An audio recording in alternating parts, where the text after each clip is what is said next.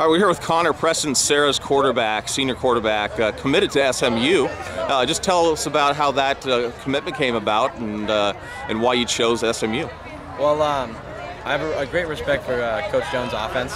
I visited the campus twice, actually. Once in my sophomore year. My mom's family's from Dallas, so I went there for over Easter break, and she just said, "Why don't we go check out SMU?" This was before I'd even checked. This is like the week that I checked into Serra, and we just went back there for a family vacation. I checked it out, and I met the coaches a little bit. Just walked in, and then they watched me through the past season, and I visited them again in the spring, and they offered, and I waited out a little bit and saw some other things, and I got really close with Coach Morrison, Dan Morrison, and Coach Adrian Clem, and I just felt like it was the right choice for me, so I committed.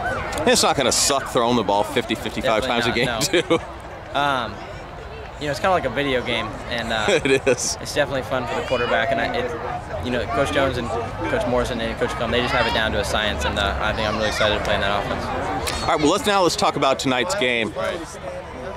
On the schedule, on paper, you know, coming to Sherman Oaks, Notre Dame for the first game of the year, most people are thinking, wow, that's going to be a really, really tough game. I'm sure you approached it that way. Definitely, yeah. Were you a little bit surprised you guys would be able to handle them this easily? You know, they're a really well-coached team, and they're really well-disciplined, so you know, we didn't take them lightly at all.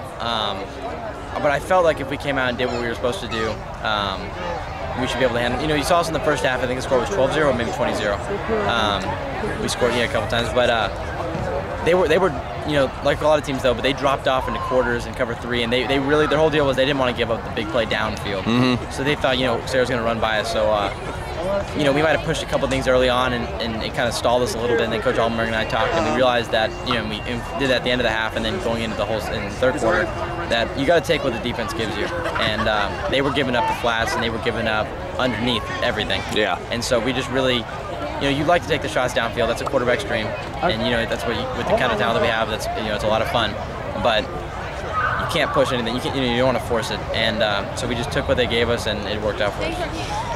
Now, with Marquise Lee, were you expecting this kind of dimension from him? It's kind of funny, you know.